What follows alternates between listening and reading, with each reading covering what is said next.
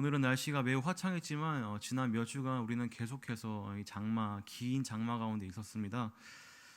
특별히 이 장마로 인해서 중부지방에 많은 이재민들 또 수해를 입으신 분들도 있었고 또 인명피해가 났었는데요. 많은 희생자들이 발생했지만 그래도 그나마 우리의 마음을 조금이나마 따뜻하게 했던 이야기가 있었죠. 바로 그 오송 지하 차도에서 3명의 사람, 20대 여성 1명과 또 그 3명을 포함한 그 구했던 그 일들을 우리가 들었습니다. 그 기사님의 인터뷰를 봤었는데요. 참 그분의 인터뷰를 통해서 마음이 좀 따뜻하고 뭉클해졌던 것이 있었습니다. 그분의 손이 다 이렇게 상처가 났었고 또 그분으로 인해서 구조를 받았던 그 가족들이 그 기사님께 와서 참 감사하다고 정말 눈물로 그 감사를 표했던 모습이 우리의 마음을 뭉클하게 했습니다. 정말 이제 이 생명을 구한다는 것, 참 값진 일인 것 같습니다. 세상 다른 어떤 일들보다 사람의 생명을 구하는 이 일이 정말 너무나도 의미 있는 일인 것 같습니다. 저는 이처럼 이 생명을 살린다, 우리가 자주 쓰는 말로서는 구원이라고 하죠. 저는 오늘 이 성경 말씀 속에서 실제로 사람을 살리고 또 구원한 한 인물에 대해서 한번 살펴보고자 합니다. 위기의 순간에서 나 혼자 살아남는 것이 아니라 그 본능을 거슬러서 다른 이들에게 선한 영향력을 끼치고 손길을 펼쳤던 그 사도 바울의 말씀을 통해서 오늘 이 사도 바울이 마지막 말씀이기도 하지만요, 이 말씀을 통해 사도 바울이 어떻게 그 희생 정신을 보여줬고 또 그의 모습을 통해서 하나님은 어떠한 일을 행하셨는지 우리 함께 한 구절씩 살펴보도록 하겠습니다. 먼저 오늘 말씀의 이 전문맥과 또 배경에 대해서 잠깐 살펴보도록 하겠습니다. 사도 바울은 이제 마지막 전도 여행을 마치고 많은 이제 이방인들, 그러니까 성도가 된 많은 이방인들과 함께 예루살렘으로 복귀하게 됩니다. 그래서 예루살렘 교회에서 선교 보고를 하게 되고요. 또 그 이방인들과 함께 여러 예루살렘 곳곳을 돌아다니게 됩니다. 그런데 그 모습을 보고 이 이방인들과 어울리는 이 사도 바울의 모습을 보고 이제 많은 유대인들이 그 사도 바울을 모함하기 시작하죠. 사도 바울이 이제 유대인들에만 들어갈 수 있는 그 성전에 다른 이방인들을 데리고 갔다, 성전을 오염시키고 더럽혔다라는 그러한 누명을 씌워서 사도 바울을 이제 감옥에 갇히게 하는 그러한 구속시키는 일이 일어나게 됩니다. 사도 바울은 이 유대인들의 모함으로 인해서 무려 2년이라는 시간 동안 이 이스라엘에 갇혀서 오도 가도 못하는 그런 상황이 되었습니다. 그러나 사도 바울은 계속해서 자신이 로마 시민권자임을 밝히면서 총독과 지도자가 바뀔 때마다 자신의 억울함을 토로하고 또 항소와 상소를 통해서 자신이 이제 가이사에게 가겠다, 로마로 가겠다라는 그런 의견을 피력합니다. 그리고 결국 2년이 지난 후에 이 사도 바울은 자신의 이 항소가 받아들여져 가지고 이제 황제가 있는 로마로 이제 향하게 되는 것을 오늘 말씀의 전문맥으로 살펴볼 수 있습니다.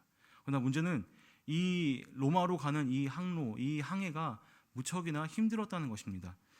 바울이 탔던 배는 사실 직항이 아니었습니다. 여러 섬들을 돌아갔던 그러한 상업선이었고요.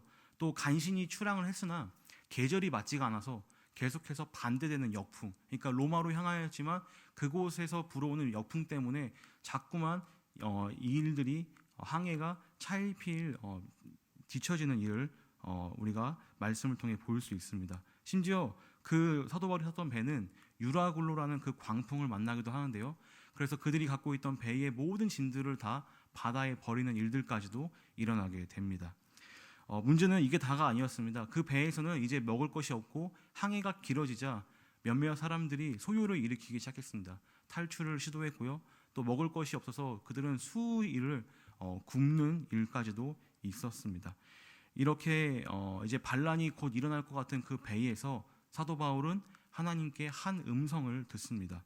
그리고 그 음성을 가지고 그 200여 명의 그 선원들과 함께 그 배에 탄 사람들에게 하나님의 구원의 메시지를 전파합니다. 여기 있는 모든 사람들이 다 안전하게 구원을 받을 것이고 안전하게 도착할 것이다라는 그런 메시지를 전하게 되는 것이죠. 이 성경 속에서 바다와 배와 바다의 이 이미지가 함께하면은 우리는 놀라운 하나의 메시지를 공통적으로 찾아볼 수가 있습니다. 바로 이 바닷속의 배는 하나님의 구원을 아주 잘 보여주는 그러한 모습이기도 합니다. 배는 이 구원을 기다리는 혹은 하나님을 의지하는 사람들이 모여있는 그런 장소가 되고요. 바다는 예측 불가능하고 또 이 배에 탄 사람들을 위협하는 그러한 모습과 장면으로 성경은 종종 이야기합니다. 구약에서는 요나서에서 그러한 모습들을 볼 수 있고요. 또 신약에서는 갈릴리 바다에서 수많은 제자들이 이러한 배 속에서 또 이 광풍 속에서 어려움을 겪었던 모습들을 살펴봅니다. 오늘 이 말씀의 전문맥 27장 말씀에서도 이러한 비슷한 내용이 일어납니다. 하나님은 이러한 그런 어려운 상황 가운데서 위기의 상황 가운데서 어떻게 구원을 펼치시는지 우리 함께 사도행전 27장 22절에서부터 26절까지 말씀 우리 한 절씩 교독해 보겠습니다. 바로 전장인데요. 함께 한 목소리로 한 절씩 교독합니다. 제가 먼저 읽겠습니다. 내가 너희를 권하노니 이제는 안심하라. 너희 중에 아무도 생명에는 아무런 손상이 없겠고 오직 배뿐이니라. 내가 속한 바 곧 내가 섬기는 하나님의 사자가 어젯밤에 내 곁에 서서 말하되 바울아 두려워하지 말라. 내가 가이사 앞에 서야 하겠고 또 하나님께서 너와 함께 항해하는 자를 다 내게 주셨다 하였으니 그러므로 여러분이여 안심하라. 나는 내게 말씀하신 그대로 되리라고 하나님을 믿노라. 우리 함께 읽겠습니다. 그런즉 우리가 반드시 한 섬에 걸리리라 하더라. 자, 여기서 나왔던 그 한 섬이 바로 오늘 제목인 그 섬입니다. 몰타라고 하는 지금의 이제 현재 지명이고요. 멜리데라는 섬에 도착하게 됩니다. 우리는 이곳에서 도착을 해서도 하나님이 계속해서 그 무리들을 어떻게 인도하시는지, 어떻게 그들을 구원하시는지를 살펴볼 수가 있습니다. 저는 이 섬에서 일어난 이 한 사건을 한번 세 가지 관점으로 좀 나눠서 생각을 해봤습니다. 세 가지 관점을 나눠봤는데요. 첫 번째 관점은 사도 바울이 집중하는 관점이고요. 두 번째 관점은 이제 그곳에 있는 원주민들과 그 추장에 대해서, 그리고 마지막 관점은 하나님의 관점에서 총 이 세 가지 관점에서 한번 말씀을 좀 차근차근 나눠보려고 합니다. 첫 번째 사도 바울의 관점입니다. 사도 바울은 이제 배가 난파되고 나서 이제 수영을 해가지고 바다에서 겨우 무트로 나온 상황입니다. 모든 옷은 젖었고 또 기진맥진했던 그러한 상황일 것입니다.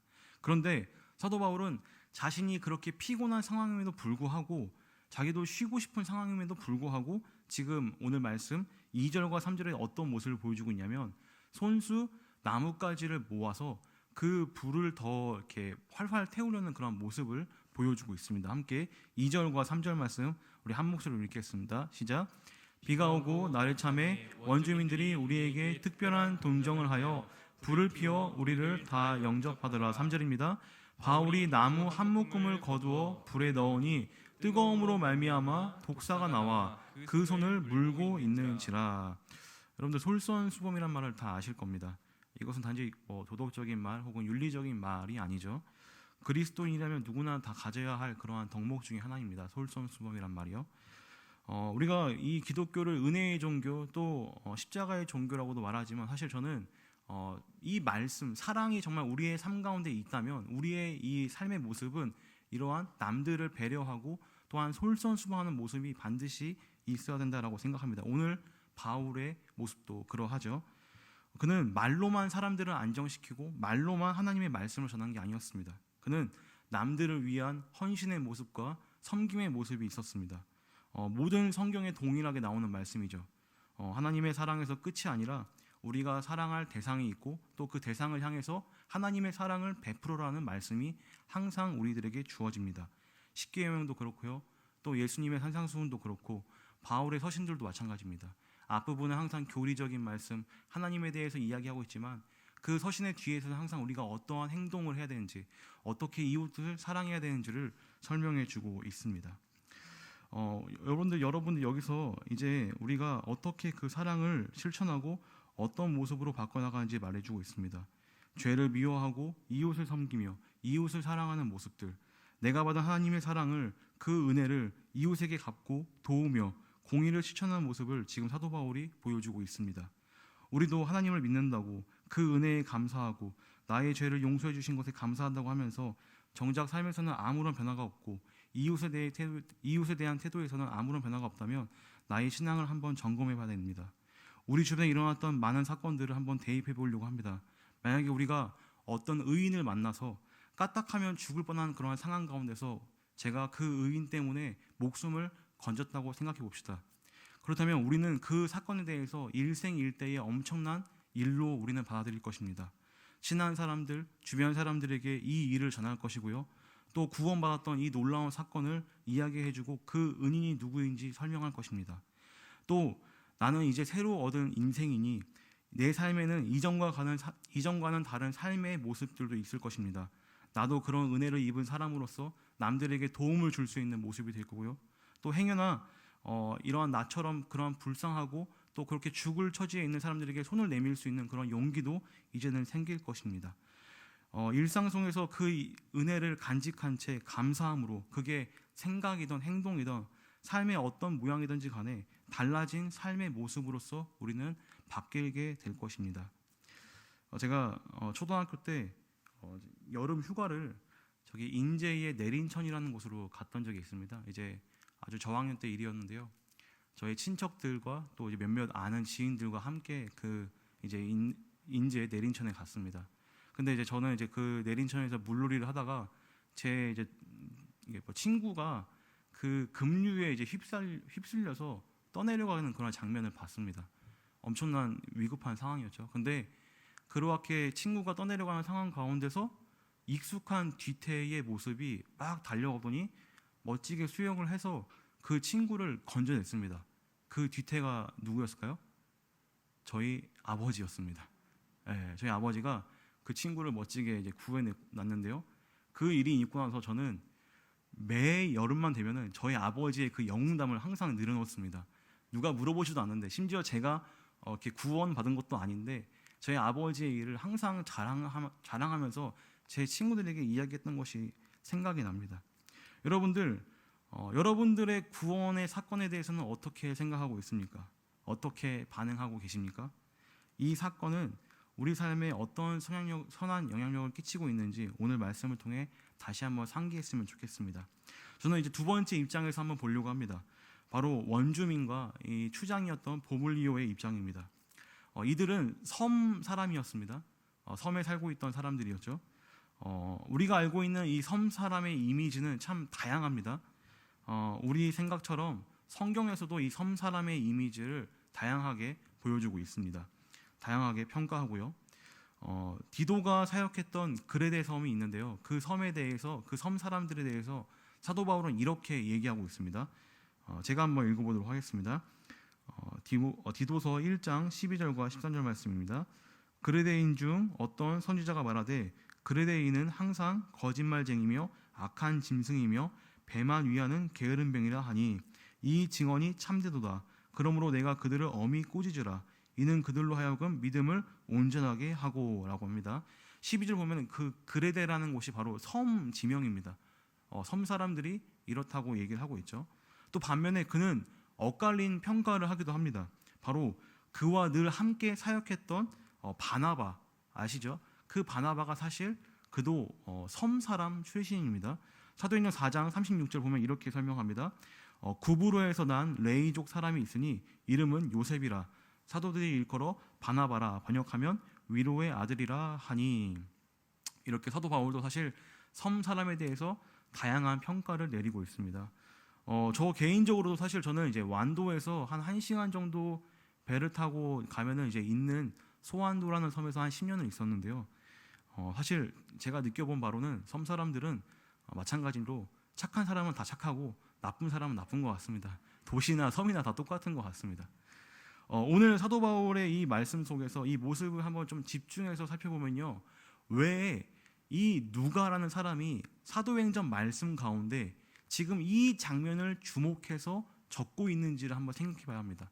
그러니까 누가가 지금 이 사도행전을 적었는데요, 다른 어떠한 항해 가운데서도 특별히 이 사건에 대해서 보다 집중해서 이 말씀을 전하고 있다는 것을 한번 생각해봅니다. 뭔가 이 말씀 가운데 여기에 어떤 메시지와 의미가 있다라는 것입니다.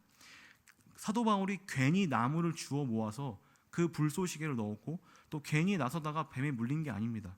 이 일에는 누가가 정확하게 보여주고 싶은 어떠한 이야기가 있는 것이죠. 원주민, 이제 원어로 보면은 야만인이라고 이제 더 표현이 맞습니다. 이 원주민의 관점에서 보면은 조금 더 이 어떤 일이 조금 명확하게 드러납니다. 겨우 사도 바울을 물에서 건져냈는데 더 지독한 일이 그 사도 바울에게 발생합니다. 사자성어로 보면 새옹지마라는 표현이 맞는 것 같습니다. 원주민이 보기에 이 사도 바울에게 일어나는 일은 정말 너무나도 어이가 없는 일입니다. 왜냐하면 기적적으로 지금 살아났습니다. 기적적으로 지금 배에서 난파되었지만 살아났던 그에게 어떠한 일이 일어나냐면은 바로 독사로 인해서 허무하게 죽게 하는 그러한 일이 발생하게 되는 것이죠. 그 모든 원주민들은 그러한 일이 죽음이 일어날 것이라고 예상을 했습니다. 그러면서 자신들이 그 일을 받아들일 때 어떻게 표현했냐면 바울이 지금 천벌을 받았다.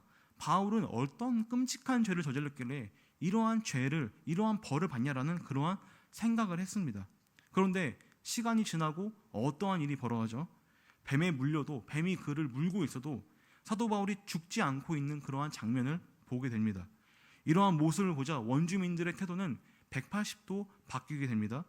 그들은 좀 전까지만 해도 천하의 죄인이라고 얘기했지만 지금은 사도 바울을 보면서 어떻게 얘기하죠? 신이다.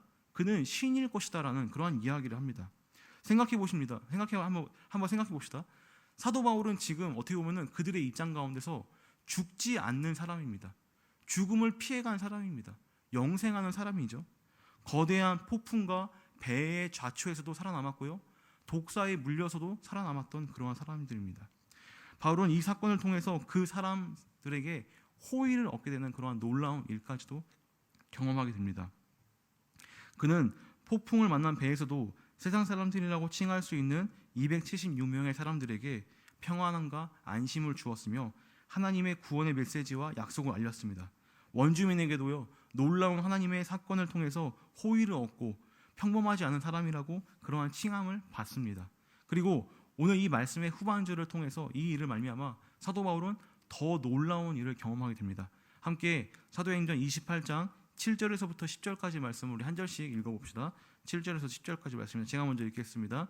이 섬에서 가장 높은 사람 보블리오라 하는 이가 그 근처에 토지가 있는지라 그가 우리를 영접하여 사흘이나 친절하게 머물게 하더니 보블리오의 부친이 열병과 이질에 걸려 누워 있거늘 바울이 들어가서 기도하고 그에게 안수하여 낫게 하매 이러므로 섬 가운데 다른 병들 사람이 와서 고침을 받고 함께 읽겠습니다. 후한 예로 우리를 대접하고 떠날 때에 우리 쓸 것을 배에 실었더라. 자, 원주민들의 관점에서는 바울은 어떻게 보면 능력의 사람이었습니다. 그러나 처음부터 그랬던 것은 아니죠. 하나님의 도우심으로 그가 살아나게 되고 원주민에게 호의를 얻게 된 것입니다. 276명이라는 그 숫자는 작지 않은 숫자입니다. 많은 수입니다. 그 많은 숫자가 이 작은 섬에서 편하게 쉬고 또 구원을 얻고 다음 항해를 준비할 수 있는 그러한 도움을 얻을 수 있는 것 바로 사도 바울 때문이었습니다. 이제 마지막으로 세 번째 관점인 하나님의 관점에서 이 사건을 한번 보도록 하겠습니다. 하나님은 바울을 독사에 물리게 했습니다. 그리고 이 사건으로 말미암아 이 섬 사람들에게 호의를 얻게끔 했습니다. 바울은 추장에게 좋은 땅을 또한 영접받을 수 있도록 또한 이런 도움을 얻었고요. 또 그의 아버지의 병을 낫게 하고 고쳐줌으로써 같이 타고 왔던 모든 사람들이 편안하게 그 겨울을 그 섬에서 맞이하게 할 수 있게끔 했습니다. 여러분들, 하나님의 목적에는 변함이 없습니다.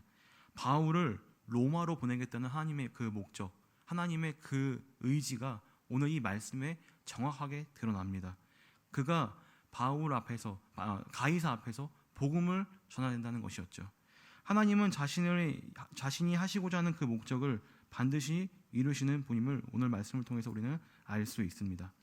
세상 사람들이 보기에 바울에게 있었던 그러한 뱀에 물린 일은요, 공의의 신이 그를 심판하는 것처럼 보였지만 하나님의 계획은 그것을 통해 어떻게 보면 사도 바울을 보호하고 로마로 안전하게 보내기 위한 한 방법이었습니다. 죽음이라는 모습으로 세상 사람들은 바울을 바라봤지만 하나님께서는 생명의 모습으로 그를 높였던 것을 우리가 말씀을 통해 보고 있습니다. 여러분들, 우리도 마찬가지입니다. 우리의 모습을 한번 보시기 바랍니다. 우리도 어떻게 보면은 세상 사람들의 관점에서 본다면 우리는 어리석은 사람입니다. 저의 친한 친구 한 명 있는데요. 교회를 안 다니는 친구입니다. 저는 그 친구에게 그 친구가 이제 대전에 살고 있는데 늘 대전에 있는 새로남 교회에 가라고 이렇게 얘기를 합니다만 그 친구들은 항상 이렇게 얘기합니다. 아니 시간 아까운데 아니 그곳에 가서 무엇을 하냐 이렇게 저에게 반문을 합니다. 재미도 없고 시간이 아깝다라고 세상 사람들은 이렇게 교회를 치부합니다. 그러나 우리는 어떻습니까? 우리는 지금 이 수요일날 이 피곤한 시간에 하나님은 그래도 우리에게 말씀을 들려주시고 이 자리를 사모하는 마음을 주십니다. 저의 표현으로 쓰자면 이 자리로 하나님이 몰아넣으신 겁니다. 왜요? 우리를 교회로, 왜 우리를 예배로, 왜 우리를 말씀으로, 왜 우리를 자꾸만 기도로 하나님은 몰아세우십니까? 바로 바울에게 하나님의 그러한 목적이 있었던 것처럼 하나님에게도 우리는 그러한 목적이 있는 사람들이며 그 목적을 이루시기 위해 우리를 이 자리에 몰아넣으셨다는 것입니다.